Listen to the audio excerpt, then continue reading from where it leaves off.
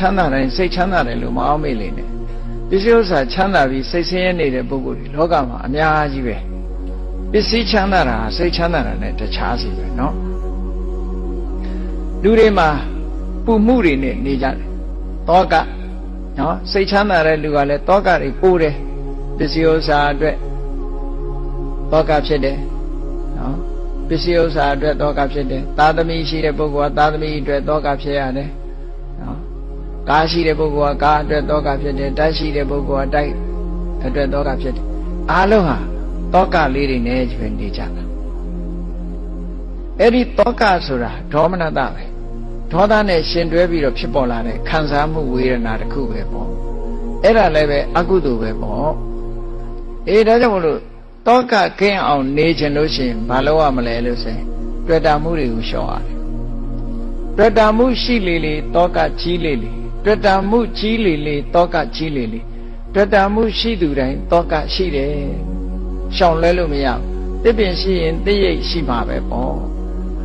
ဘာဖြစ်လို့တော့ဆိုတောကဆိုတာတွေ့တာမှုရဲ့အရေးပဲလေသူကတွေ့တာမှုကိုမဖြောက်ဖဲနဲ့တောကဆိုတာဖြောက်လို့မရဘူးတဲ့နော်စဉ်းစားကြည့်ပေါ့ဒီတဲ့ထင်ရှားတဲ့ဥပမာလေးတစ်ခုပြောမယ်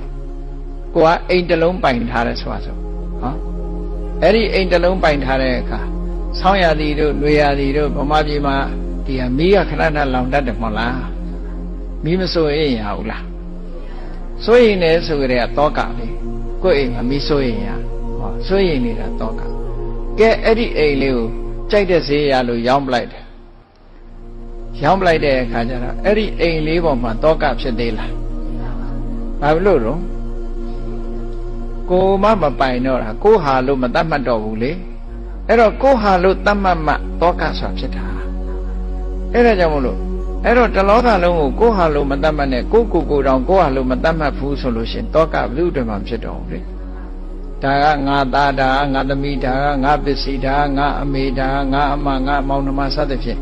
ငါနဲ့သိမ့်ပိုက်ထားတာမှန်သမျှတောကဖြစ်เสียကြီးပဲနောက်ဆုံးမှာငါဆွေမျိုးငါတငယ်ချင်းဆိုတာပါသေးတယ်ငါပစ္စည်းငါဥစ္စာဟောအဲ့ဒါလို့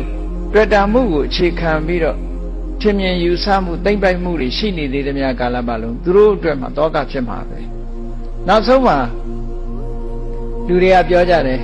သူကတော့အပြိုကြီးတကိုယ်တည်းနေတာလူပြိုကြီးတကိုယ်တည်းနေတာစိုးရင်စရာဘာမှမရှိဘူးဆိုမလေးသားတော်ပေါ်သေးတယ်သူကနော်ကျိုးရှိပဲနဲ့ကျိုးရှုပ်တယ်ဆိုတာအဲ့ဒါခေါ်တာသူကပို့ပြီးတော့တောကများသေးတယ်တောကမရှိရင်ရှိတဲ့တောကသူရှာပြီးတော့ကြံပြီးတော့ထားလိုက်သေးတယ်အိမ်ပေါ်မှာတောကတွေတ